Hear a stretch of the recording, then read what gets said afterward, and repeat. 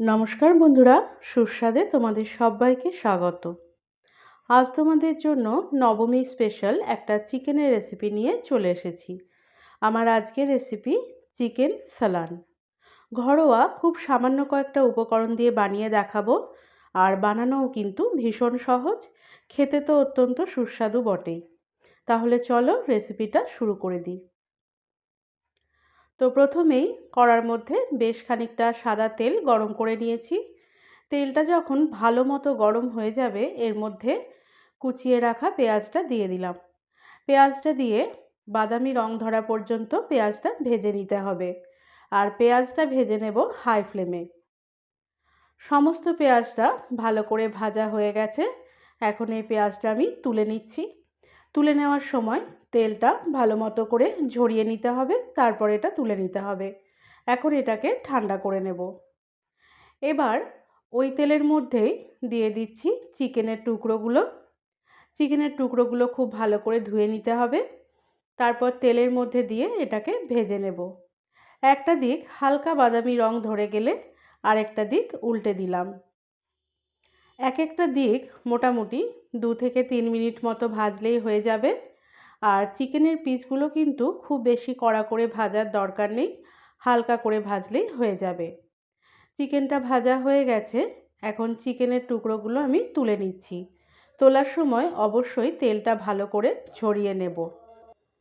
এখন ওই তেলের মধ্যেই দিয়ে দিচ্ছি তেজপাতা, দিয়ে দিচ্ছি গোটা গরম মশলা অর্থাৎ এলাচ, লবঙ্গ আর দারচিনি। এই ফোড়নটা দিয়ে কয়েক সেকেন্ড নাড়াচাড়া করে নেব। ফোড়নটা থেকে বেশ সুগন্ধ বের হলে এখন এর মধ্যে দিয়ে দিচ্ছি আদা রসুনের পেস্ট। এই দুটোকে মিক্সিতে একসঙ্গে নিয়ে পেস্ট করে নিয়েছি, তোমরা চাইলে আলাদাও দিতে পারো। আদা রসুনটা দিয়ে এটার কাঁচা গন্ধটা চলে যাওয়া পর্যন্ত নাড়াচাড়া করে নিতে হবে। এখন এর মধ্যে দিয়ে দিচ্ছি হলুদ গুঁড়ো, দিয়ে দিচ্ছি ধনে গুঁড়ো, এবার এর মধ্যে দিয়ে দিলাম কাশ্মীরি লঙ্কা গুঁড়ো, আর দিয়ে দিচ্ছি গোলমরিচের গুঁড়ো। এই মশলাগুলো দেওয়ার পর সমস্তটা ভালো করে কষে নেব। আর মশলাগুলো কষানোর সময় গ্যাসের ফ্লেমটা মিডিয়ামে করে দিতে হবে। মশলাটা ভালো করে কষানো হয়ে গেছে। এখন এর মধ্যে ভেজে রাখা চিকেনগুলো দিয়ে দিলাম। চিকেনগুলো দিয়ে সমস্তটা ভালো করে আমি নাড়াচাড়া করে 5 থেকে 6 মিনিট মতো এটাকেও কষে নেব। আর এটা কিন্তু মাঝারি আঁচে কষে নিতে হবে। এখন একটা মিক্সির বাটির মধ্যে নিয়ে নিচ্ছি টমেটো, দিয়ে দিচ্ছি কয়েকটা কাজু বাদাম, দিয়ে দিচ্ছি কয়েকটা কাঁচা লঙ্কা। কাঁচা লঙ্কাগুলো অবশ্যই ভেঙে নেবে, এতে এটা মিক্সিতে বাটতে সুবিধে হয়। এবার এর মধ্যে দিয়ে দিচ্ছি টক দই। তারপর এর মধ্যে দিয়ে দেব আমি যে বেরেস্তাটা তৈরি করে রেখেছিলাম, অর্থাৎ ভেজে রাখা পেঁয়াজটা, সেটা।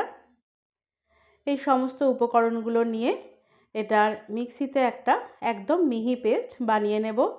যদি জলের প্রয়োজন হয় সেক্ষেত্রে সামান্য একটু জল দিতে পারো। দেখো এরকম মিহি পেস্ট তৈরি করে নিলাম।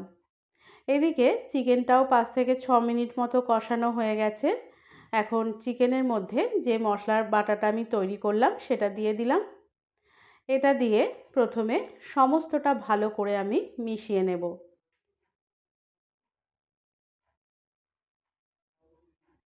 চিকেনের সাথে মশলাটা ভালো করে মিশে গেলে এখন এর মধ্যে প্রয়োজন মতো নুন দিয়ে দিলাম।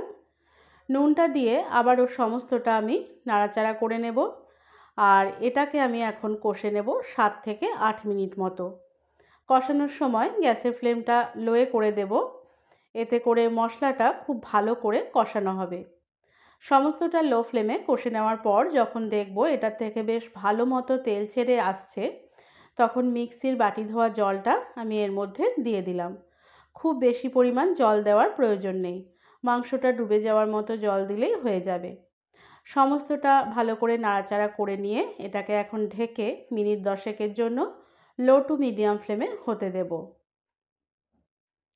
মিনিট 10 পর ঢাকাটা খুলে আবারও মাংসটা একবার ভালো করে নাড়াচাড়া করে নিচ্ছি। দেখো গ্রেভিটা বেশ এরকম ঘন একটা গ্রেভি তৈরি হবে। এখন এর মধ্যে দিয়ে দিচ্ছি ধনেপাতা কুচি। ধনেপাতাটা দেওয়ার পর সমস্তটা আবারও একবার নাড়াচাড়া করে ভালো করে মিশিয়ে নেব। সমস্তটা মেশানো হয়ে গেলে এখন গ্যাসের ফ্লেমটা বন্ধ করে দেব। তারপর এটাকে ঢাকা দিয়ে রেখে দেব মিনিট 10 জন্য। মিনিট 10 পর এখন এটা আমি একটা সার্ভিং বোলের মধ্যে তুলে নিচ্ছি। তো বন্ধুরা, দেখতেই পেলে কত সহজে আর কত কম উপকরণ দিয়ে তৈরি হয়ে গেল দুর্দান্ত স্বাদের চিকেন সালানের এই রেসিপিটা।